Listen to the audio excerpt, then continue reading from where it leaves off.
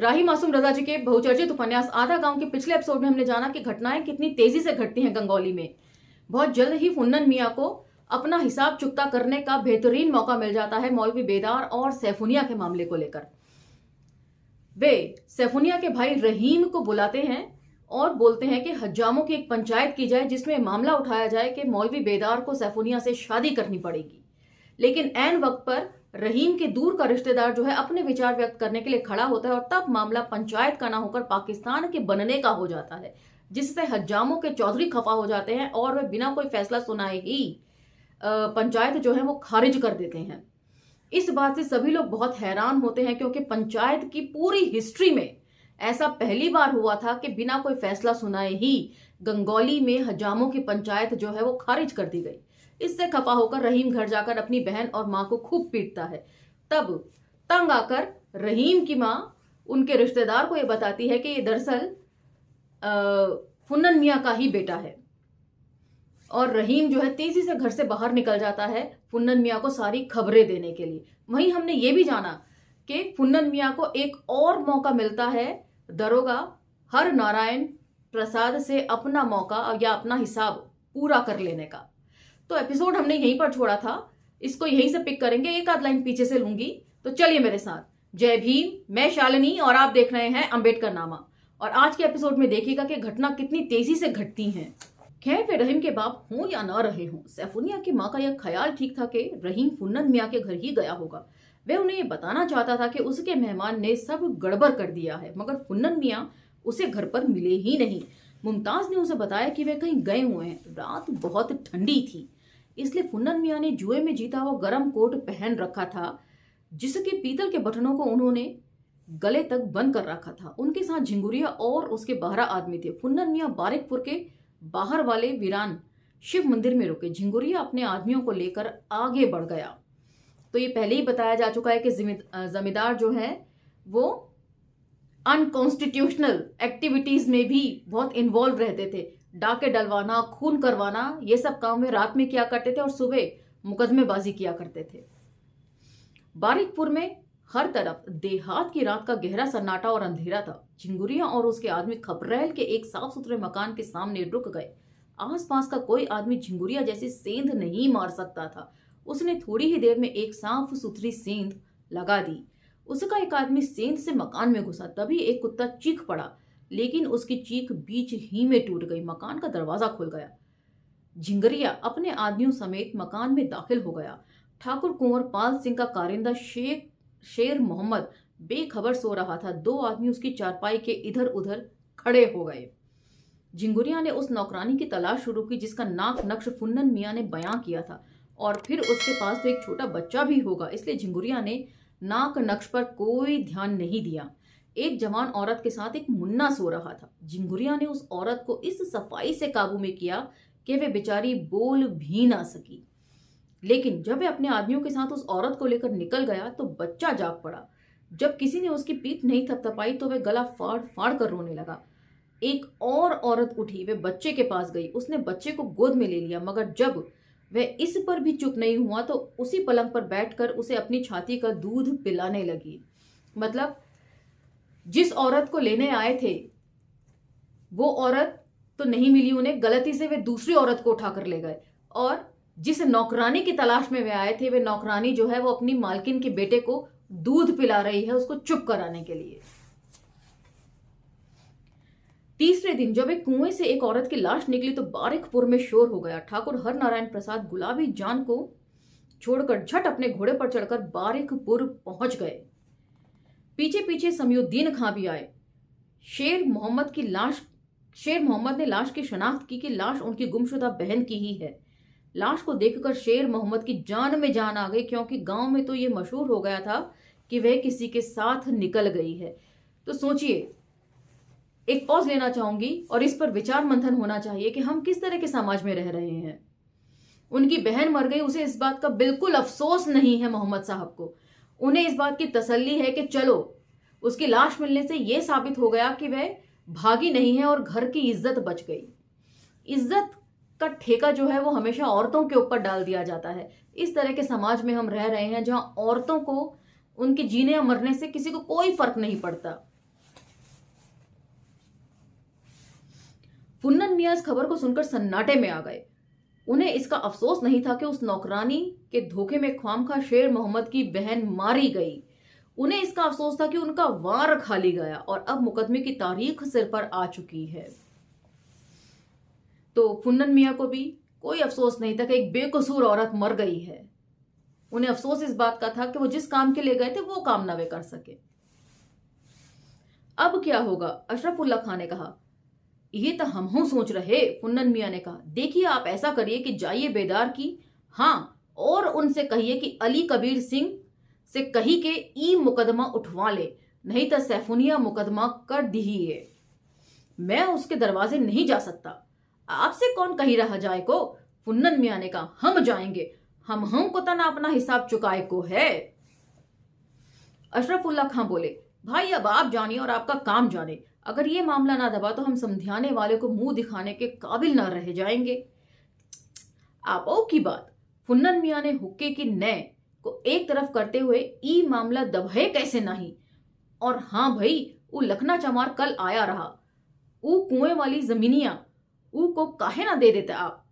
5 से नजराना दे रहा तो 500 को 5 से लिखा हुआ है।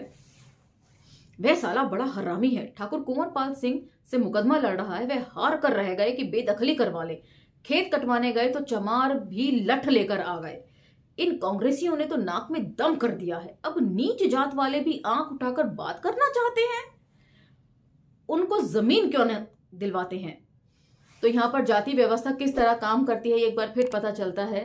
सिर्फ हिंदू सवर्ण ही नहीं, मुसलमान समाज में भी जो है वो जात पात इस तरह फॉलो की जाती है। अपने लोगों के शायद वो उस तरह कठोरता से इस चीज को फॉलो ना करते हो, लेकिन हिंदुओं की देखा दाखी चमार उनके लिए भी अछूत बन चुके हैं। 800 करवा दें, फुन्नन मियां ने कहा। मैं तो सोच रहा हूं कि उसे बटाई पर दे दूं। कहा भाई, ये जमाना आ गया कि सलीमपुर के खां साहब बटाई पर खेत जोतने लगे। फुन्नन मियां ने मूंछों पर ताव देकर कहा, 1000 तक मामला हो सकता है। अशरफुल्ला खां तैयार हो गए क्योंकि 1000 की रकम कम नहीं होती। फुन्नन मियां फिर भी 200 के नफे में रहे क्योंकि उन्होंने मामला 1200 पर तय किया था। मतलब खां साहब से 1000 रुपए लेंगे, 1000 रुपए देंगे उन्हें, और जो चमार है जिसको जमीन देने की बात कर रहे हैं उससे 1200 रुपए सौदा तय किया है जमीन खरीदने का। सुना है झिंगुरिया गिरफ्तार हो गया। हाँ, फुन्नन मियां ने कहा। बाकी ऊ से का होता है? ऊ तो यूसुफपुर के हवालात में रहा, दूसरे दिन छूटा और ठाकुर साहब ऊ को गिरफ्तार कर लिहिन। मगर भाई, हम आपसे कहा नहीं, छोटी छोटी बात का कहें। यूसुफपुर के थानेदार अब्दुल्ला खां को 300 रुपया दिया, बस काम बन गया। लेकिन ये रुपया आप क्यों देंगे? का हमारा और तुम्हारा रुपया दो है? अशरफुल्ला खान ने बहुत कहा, लेकिन फुन्नन मियां वह रुपया लेने पर तैयार नहीं हुए। खां साहब बेचारे चुप हो गए। एक चिलम पीकर फुन्नन मियां ने रुखसत चाही क्योंकि लखना चमार को वे घर बैठा आए थे, और जब वह घर पहुंचे तो लखना उन्हें दरवाजे पर वैसे ही उकड़ू बैठा मिला जैसे वह छोड़ गए थे। सलाम मीर साहब, वे खड़ा हो गया। तहार काम तो हो गई, बाकी खां साहब 1500 से एक पाई कम करे को तैयार ना है। चले उहे सही, जैसन 1200 तैसन 1500, तब फिर अब हम चलत हैं बाड़े, कल वल रकम हियन पहुंचा दें। हाँ, लखना चमार चला गया तो फुन्नन मियां अपने जिगरी यार से भी रुपए ऐंठने में पीछे नहीं है। उनसे कह रहे हैं कि 1000 रुपए वो देगा लखना चमार, और लखना चमार से कह रहे हैं कि खां साहब जो है वो 1500 रुपए में राजी हुए हैं जमीन देने के लिए। तो वहां भी खरा 500 रुपए का नफा इन्हें हो रहा है। फुन्नन मियां ने अंदर जाकर कुलसुम को आवाज दी, खाना खिला दिए ता हम तनी मियां बेदार के हां जाइन। वह एक पलंग पर सिरहाने की तरफ आलती पालती मारकर बैठ गए। रुकैया ने पलंग पर ही दरस्तखान लगा दिया। पीले रंग के कपड़े पर स्याह रंग से सफेद फारसी के कुछ शेर छपे हुए थे। फुन्नन मियां इन हरूफों की तरफ देखने लगे जो एक दूसरे से मिलकर बामाने हो जाते हैं, लेकिन जो फुन्नन मियां के लिए सारी जिंदगी के साथ के बावजूद अजनबी थे। वह इन लफ्जों को घूर ही रहे थे कि 8-9 साल की तीसरी बेटी मखफिया सीनी में खाना लाई। एक प्याले में गाय के गोश्त का कलिया था, एक में बगरी हुई अरहर की पतली दाल जिसमें लहसुन की एक काश तैर रही थी। एक प्लेट में लाल रंग का चावल था और एक तरफ चपाती की 4 जोड़ियां थीं, मतलब 8 चपातियां। रुकैया ने तांबे के एक कटोरे में पानी रख दिया। खाना खत्म करके हाथ मुंह धोने के बाद फुन्नन मियाँ अपने गमछे से बड़ी बड़ी मूछों को खुश्क करने लगे कि दरवाजे से समीउद्दीन खां की आवाज आई। मगफिये दरवाजे की ओट से लगकर खड़ी हो गई। फुन्नन मियाँ हैं? समीउद्दीन खां ने पूछा। हैं, कह दीजिए कि दरोगा बुलाइन है हकीम साहब के दरवाजे पर। ए अब्बा, आपको दरोगा जी हकीम साहब के दुआरे बुला रहे। मगफिया ने वहीं से हाँक लगाई। कही दियो दरोगा से कि हमरे पास एक ठो दरवाजा है, फुन्नन मियाँ ने कहा। यह कह दे जाके, समीउद्दीन खां ने पूछा। हाँ हाँ, यह कह दियो जाके, हम तोरे दरोगा का दिया ना खाते। नाहक में बात बढ़ाने का फायदा मीर साहब, बात अभई कहां बड़ी है, फुन्नन मियाँ ने नीम का खिलाल करते हुए कहा। पान खाते जाओ ए रजिया की माँ, खां साहब को पान भेज दो। कुलसुम पान लगाने लगी। हम ई कही रहे मीर साहब की, कुछ कहे की जरूरत ना है। फुन्नन मियाँ ने समीउद्दीन खां की बात काट दी। हमें मिले को हुई है तो हम उनके पास जाई हैं, उन्हें मिले को हुई है तो उन्हें हमरे पास आई हैं। समीउद्दीन खां ने मगफिया के उस हाथ से पान ले लिया जो दरवाजे की ओर से बाहर निकला था। पान मुंह में दबाकर और फुन्नन मियाँ को बा आवाज बुलंद सलाम करके वे वापस चले गए। अपने लड़के मुइनुद्दीन की निस्बत गुलाम हुसैन खां की लड़की से लगाने के बाद से ही वे दक्षिण पट्टी वालों से समीउद्दीन खां की हमदर्दियां खत्म हो चुकी थीं। ये तय हो चुका था कि लड़ाई के खत्म होते ही ये शादी हो जाएगी। अगर बीच में कोई छुट्टी मिल गई और मुइनुद्दीन आया तो तड़ से निकाह कर दिया जाएगा। मतलब सब लोग अपनी अपनी उधेड़ बुन में लगे हुए हैं। ये जो हवलदार हैं, इन्होंने जो है, हमने पहले के एपिसोड में पढ़ा है, गुलाम हैदर खां साहब के बेटी से अपने लड़के का रिश्ता जोड़ दिया था। गुलाम हुसैन खां ने तो शादी की तैयारी तक शुरू कर दी थी। उनका कहना था कि कोई ठीक थोड़े ही है कि आज जो चीज किसी दाम पर मिल रही है कल वे उसी दाम पर मिल सकेगी, इसलिए आहिस्ता आहिस्ता तैयारी शुरू कर देनी चाहिए। घर में कोई रोकड़ का दरख्त तो है नहीं कि पाल डालकर रकम तैयार कर ली जाएगी। चुनाचे 5 जोड़े कपड़े तो वे तैयार करवा चुके थे जो टक टकाकर बक्स में रख दिए गए थे। 3 थान सोने के जेवर और 5 थान चांदी के जेवर भी बन चुके थे। तांबे पीतल के कुछ बर्तन भी खरीदे जा चुके थे। बाकी अल्लाह मालिक है। वह हौज के किनारे बैठे बीड़ी पी रहे थे और आंगन में होने वाले तमाशे से बेखबर थे। ठाकुर हर नारायण प्रसाद एक कुर्सी पर बैठे हुए थे जो खास उनकी वजह से डिप्टी अली हादी के कमरे से निकाली गई थी, और गांव के तमाम दौलतमंद लोग हस्ब हैसियत जमीन तिपाई और लोहे की कुर्सियों पर बैठे हुए थे। तो जाति व्यवस्था या ऊंच नीच का भेद या क्लास डिवीजन किस तरह होता है ये यहाँ बखूबी पता चलता है कि जमींदारों के सामने सब अपनी अपनी हैसियत के हिसाब से बैठेंगे, चाहे कोई कितना ही रईस क्यों ना हो, लेकिन फिर भी वो अपनी हैसियत नहीं उसे भूलनी चाहिए। ऐसा इसके जरिए समझ में आ रहा है। हकीम साहब उल्टे हुए बिस्तर की टेक लगाए हुए हुक्का पी रहे थे। उनकी बेटी के तीनों लड़के आंगन में निशान खींचे इक्कट दुक्कट खेलने में मसरूफ थे। बीबियां दरवाजे की ओर से झांक रही थी। सैफुनिया कमर पर हाथ रखे दरवाजे के बाहर खड़ी अनवारुल हसन राकी के लड़के फारूक को देख रही थी, जो अपने दादा की मौत पर आया हुआ था और बाप के साथ दरोगा जी को सलाम करने आया था।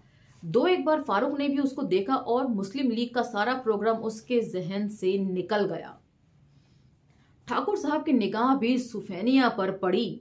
उन्होंने अपनी मूंछों को ताव देकर सीना चौड़ा कर लिया। उनके जहन में एक ख्याल उस केंचुए की तरह तड़प कर खामोश हो गया जिस पर खेल ही खेल में किसी लड़की का पान का पीक गिरा दी हो। उन्होंने सोचा कि गुलाबी जान में अब कुछ रह नहीं गया है। माई बाप इतना तो हम न दे सकिल है, गोवर्धन बनिए ने एक कदम आगे सरकाते हुए कहा। वह दरोगा जी के पास ही जमीन पर उकड़ू बैठा हुआ था। ये गोवर्धन बड़ा मालदार था, मशहूर था कि इसने चूल्हे में कई हांडियां गाड़ रखी हैं, लेकिन एक बार जब झिंगुरिया ने नकब काटकर चूल्हा खोदा तो उसे कुछ नहीं मिला। फिर भी ये शौहरत कम नहीं हुई। झिंगुरिया ने 7 बार हमला किया, मगर हर बार वह खाली हाथ लौट आया और हर बार गांव वालों का ये यकीन बढ़ गया कि गोवर्धन बड़ा दौलतमंद है, लेकिन बड़ा चालाक है। उसने रुपया कहीं ऐसी जगह छुपा रखा है कि झिंगुरिया जैसों को भी पता नहीं चलता। यह सुनकर झिंगुरिया की गैरत को ठेस लगी, इसलिए 8वीं बार उसने गोवर्धन को बांधकर बड़ी ठुकाई की, मगर गोवर्धन ने बिल्कुल पता नहीं दिया झिंगुरिया को फिर खाली हाथ लौटना पड़ा। तो मैं आपको बता दूं कि पहले भी जिक्र आ चुका है कि ये राकिया जाति के थे और माना जाता था कि बहुत रईस हैं और रुई के व्यापारी हैं और इनका जो कारोबार है वो देश विदेशों में फैला हुआ है, ऐसा इनके बारे में मशहूर था। अब सही गलत क्या ही अब हम जान लेते हैं। ये गोवर्धन गंगौली का रहने वाला नहीं था, गंगौली इसकी ससुराल थी, वह जवाई था, लेकिन इकलौती बेटी का शौहर था, इसलिए घर में उसका बड़ा लाड़ होता था। वह सिल्क का कुर्ता पहना करता था और अनवारुल हसन के दरवाजे पर बैठकर लाखों की बातें किया करता था कि फला चीज का भाव गिरा रहा तो क्यों ना 20,000 लगा दिया जाए। फिर अनवारुल हसन वगैरह की मुखालिफत के बावजूद वह रुपया लगा देता और 2-4 हफ्ते के बाद 10-20 हजार के घाटे या मुनाफे की बात करने लगता, मगर घर में एक पैसा नजर ना आता। और एक दिन उसके ससुर ने चुपके से उसकी बही देखी। बुढ़े की आंखें हैरत में फैल गईं। गोवर्धन का कारोबार लाखों में फैला हुआ था, बंबई, कलकत्ता, चटगांव, रंगून, हांगकांग और ना मालूम कहां कहां गोवर्धन ने अपना जाल फैला रखा था। उसने सोचा कि जवाई देखने में ही निखट्टू है। चुनाचे उसकी आबरू और बढ़ गई और वह गांव में छाती तानकर घूमने लगा। तिजारन पेशा लोग उससे निजारती मामलात में मशवरा लेने लगे और इसमें कोई शक नहीं कि उसका निशाना सदा ठीक बैठता था, इसलिए उसकी धाक बढ़ती गई। ससुर के मरने के बाद ससुर का सारा कारोबार भी उसे ही मिल गया और 100% गंगौली का एक जुज बन गया। जुज क्या होता है ये मैं नहीं जानती, ये मेरा मार्गदर्शन जरूर कीजिएगा। वह मियाँ लोगों से यहां आता तो पाइती जगह पाता। यह एक ऐसा एजाज था जो गंगौली में किसी गैर शिया को अब तक नहीं मिला था। जब वह गंगौली आया था तो बिल्कुल जवान था, अब वह बूढ़ा हो चुका था, लेकिन उसकी आंखों की चमक फिर भी वैसी ही थी। उसके 6 लड़कों में से 4 सरकारी फौज में भर्ती हो गए थे। तो इस चीज को आप जो है ना जरा ध्यान से सुनिएगा कि राकिया है, मेरे ख्याल से जात में काफी छोटा है ये शख्स, और गांव वालों के विरोध के बावजूद इसने क्या किया। उसके 6 लड़कों में से 4 सरकारी फौज में भर्ती हो गए थे और एक इलाहाबाद में पढ़ रहा था। गोवर्धन पढ़ाई लिखाई का खुद बहुत कायल था। वह गणेश पूजा के साथ साथ सरस्वती पूजा भी किया करता था। चुनाचे उसने गांव वालों की कहा सुनी के बावजूद अपने सभी लड़कों को तालीम दी थी।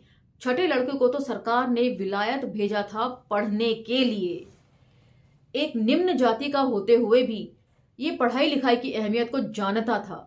हो सकता है कि डॉक्टर अंबेडकर का नाम इसने सुना हो, और हालांकि इसमें बाबा साहब का जिक्र एक बार भी अभी तक तो नहीं आया है उपन्यास में, लेकिन निम्न जात का होते हुए भी इसे पढ़ाई लिखाई की अहमियत बहुत मालूम थी और अपने सभी लड़कों को इसने तालीम दी थी और एक को तो पढ़ने के लिए विदेश भी भेज दिया था, गांव वालों के रोड़ा अटकाने के बावजूद भी।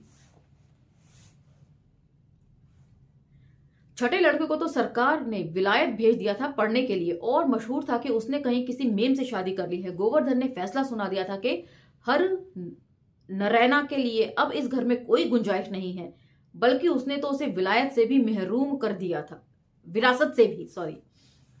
मुख्तसार यह कि जिंदगी बड़े आराम से गुजर रही थी कि ठाकुर साहब ने 1 लाख रुपया लड़ाई का चंदा जमा करने का बीड़ा उठा लिया और अब वह गोवर्धन से 10,000 रुपया मांग रहे थे। इस रकम का नाम सुनते ही गोवर्धन उछल पड़ा और हकीम साहब की पांती से उचक कर दरोगा जी के पास जमीन पर उकड़ू बैठ गया। मगर दरोगा जी उस वक्त सुफैनिया को देख रहे थे, फिर भी गोवर्धन की इनकार की आवाज उनके कानों से टकरा ही गई। कैसी बात करते हैं आप सेठ जी? ठाकुर हर नारायण प्रसाद ने कहा। आपका कारोबार मुल्कों मुल्कों फैला हुआ है, आप करोड़ों नहीं तो लाखों के आदमी हैं। क्यों साहब? उन्होंने हाजी बुलाकी को मुखातिब किया, जिनसे वह 1,001 वसूल कर चुके थे। अगर मैं गलत कह रहा हूं तो आप कह दीजिए। ए में का शक है साहब, इनके ऐसा दौलतमंद दूर 4 शहर में शायद ही मिले। हाजी बुलाकी ने कहा, देखो सेठ, लड़ाई हो रही है, तुम्हारे 4 लड़के सरकारी फौज में हैं, मैं तुम्हारा नाम कांग्रेसियों में लिखना नहीं चाहता।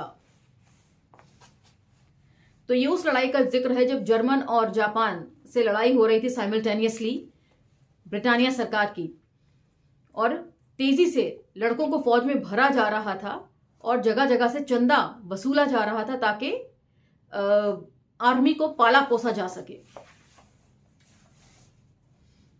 अरे राम राम करिए साहब। गोवर्धन बिल्कुल घबरा गया। हम आंग्रेसी कांग्रेसी मान ना हैं। का कहत बाणा सरकार आप, जो लड़ाई का चंदा नहीं देगा वह गांधी का कोई भक्त ही होगा। ऐसा न कहीं सरकार। कैसे न कहें, अब आप ही बताइए। हकीम साहब, दरोगा जी हकीम साहब से मुखातिब हो गए। सेठ गोवर्धन के लिए 10,000 की क्या हैसियत है। अरे दे के खत्म करो, हकीम साहब ने कहा। कहां से देई मीर साहेब। अरे अभई कल है ना कहत रही हो कि कानी काहे के तोहें 8,000 का फायदा भया है। गुलाम हुसैन खां बोले। देखो गोवर्धन, मैं आखिरी बार अभी वे यहीं तक कह पाए थे कि समयुद्दीन खां आ गए। क्या कहा फुन्नन मियां ने। समयुद्दीन खां ने फुन्नन मियां के जवाब को बा आवाज बुलंद कहना मुनासिब न समझा, इसीलिए उन्होंने उनका जवाब दरोगा जी के कान में कहा। ठाकुर साहब का चेहरा सुर्ख पड़ गया और हाथ बेसाख्ता मूंछों पर चला गया। रस्सी जल गई पर बल नहीं गया। 4 साल चक्की ना पिसवाई तो नाम बदल दूंगा। तो हमारे वास्ते का हुकुम भाई। गोवर्धन ने डरते डरते पूछा। 7 दिन में कुल रकम थाने पर आ जाए। जो चमक गोवर्धन की आंखों में 60 साल से थी वे एकाएक खत्म हो गई। तो आज का ये एपिसोड हम यहीं विराम देंगे और अगले एपिसोड में जानेंगे गोवर्धन की हकीकत। तब तक इंतजार कीजिए और मुझे आज्ञा दीजिए। मिलते हैं अगले एपिसोड में। धन्यवाद। जय भीम।